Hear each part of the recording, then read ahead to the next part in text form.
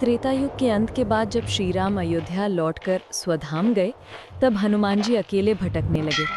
उनका हृदय राम वियोग से भारी था।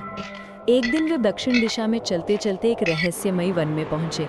वहां उन्हें एक गहरा झील दिखाई दी, जिसकी तरंगें सोने जैसी चमक रही थी। उस झील का नाम था स्मृति सागर। कहते थे कि उसमें जो भी झांकता, उसके सामने अपने जीवन की सारी स्मृतियां, सुख दुख और गुप्त घटनाएं तरंगों पर उभर आती। हनुमान जी ने उत्सुकता से उसमें देखा। अचानक तरंगों पर प्रकट हुआ उनका बचपन, जब वे सूर्य को फल समझकर निगलने दौड़े थे। राम के साथ उनकी पहली भेंट, जब उन्होंने विनम्रता से नाम पूछा था। लंका दहन की अग्नि, सीता जी का दर्शन और श्री राम के चरणों में उनका प्रणाम। पर तभी एक और दृश्य प्रकट हुआ, भविष्य का।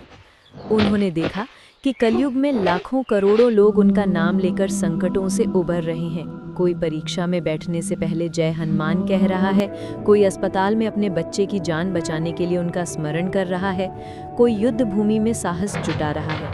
हनुमान जी विस्मित हो गए।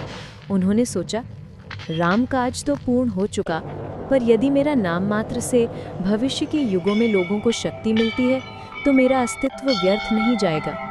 तभी स्मृति सागर की तरंगों से एक आकाशवाणी हुई, हनुमान, तुम्हारा कार्य केवल त्रेता युग तक सीमित नहीं है, तुम युग युगांतर तक स्मरण किए जाओगे। तुम ही एकमात्र ऐसे देव होगे जो जीवित रहकर सबकी रक्षा करोगे। उस दिन से हनुमान जी ने प्रण लिया कि वे अदृश्य रूप में हर युग में रहेंगे।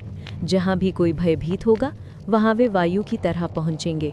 जहाँ भी कोई असहाय होगा, वहाँ वे स्मृति बनकर उसके हृदय में साहस जगाएंगे।